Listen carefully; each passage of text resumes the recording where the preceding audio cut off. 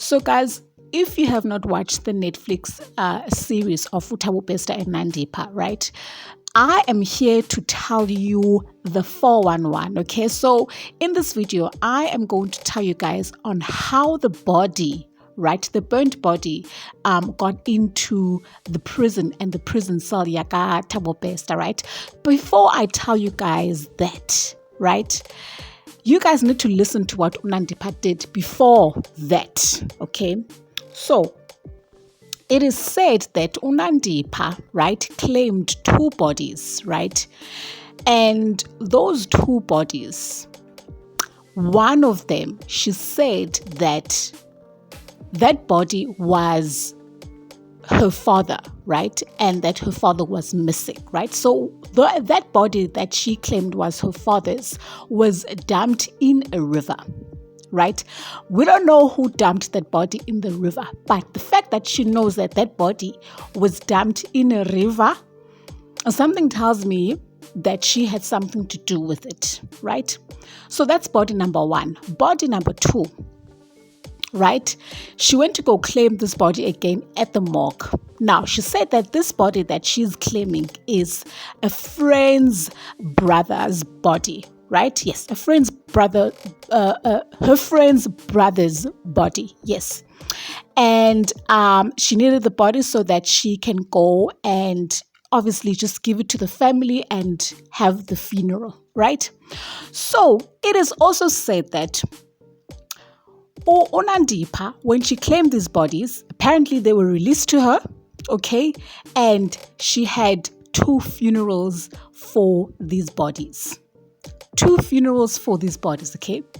Now, it's said that when these two bodies were exhumed, right? In one of those boxes, right? Millie meal was found, like a Millie meal bag was found. So there was no corpse or anything like that. There was no body. And then in the second body that she claimed, there was like a lot of meat that was found inside that coffin, right? So there was also no body in the second coffin. So could she have had something to do with these bodies? Could she have unalived these people or got people to unalive these people? Do you know what I'm saying? I don't think that she, had the guts to do it herself. I think she hired people too, if she did. Because to me, it's like, how did you know about the bodies? How did you know where they were and, how to claim them? And you know what I'm saying? Anyways, so obviously, the bodies now were used as a decoy for the whole plan to actually get Thabo Bester out of prison. So now let's get to the part where how the body was moved inside the prison, right? So one of the officials who worked at the Mangaung prison, right? One of the officials drove to get the body, right? Then drove back to the actual Mangaung Center prison, right? He drove in a van. Inside that van was a cupboard, like a tall cupboard, standing, right? Or I don't know whether it was standing or, facing whatever way. But inside that cupboard, there was a body. There was a body. And that body was the one that was inside the actual, cell Yaka Thabo Bester, right? So they say that the van, right, got to the prison and it was not checked properly, right? And also it had bypassed like security checks. Obviously, because of the whole plan, he was an official there and he knew how security things work. And so obviously he would bypass, the security checks. So prison official, another prison official, right, took the body, right, moved it in a wheelie bin, like a wheelie bin, it describes itself self-explanatory. It's one of those bins that have wheels, right? So the body was placed inside a wheelie bin and took it in a dark room, which was next to Thabo Bester's cell Now the body was ready to be like on standby for Utabo Besta's escape. So while all of this was happening, Utabo Besta now was applying to be moved to like a segregation unit because he said that he feared for his life because, gangs inside the prison are busy targeting him, and they want him unalived basically. And so he was fearing for his life and wanted to be moved somewhere else, to a cell. So obviously this was done for him to actually, move with ease in order for him to escape. So on the night of the actual escape, right? Obviously now Utabo Besta is in another cell 35. And this prisoner, and another prisoner official, right, goes to Utabo Besta's cell, gives Utabo Besta a uniform, a G4 uniform. He had to be in that uniform in order for him to escape easily. So when he was finished dressing up with, the uniform, he then, with the prison guard, left the cell, went through an emergency exit, down a flight of stairs, and then bypassed some, entrances, and then through what they call an admin room. And then outside, it was just like an outside prison place.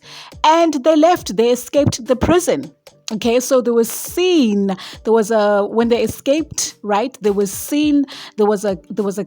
cameras outside where they were seen actually running. Okay, so that's how Utabo Besta escaped from the prison. Okay, so after the escape, right, the corpse that was next door to Tabo's cell, right? Now the official had to take that body out and put it into Utabo Besta's cell 35. And then that's when he started, actually lighting up the actual cell. Okay, so it said that there was like a lot of noise in that cell, there was like a burst sound where they later found that, the cell actually burnt. So, yeah. Shocking,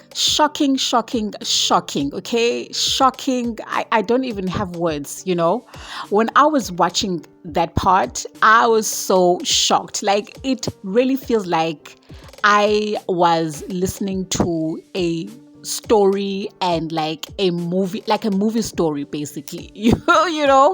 Like these things only happen in movies.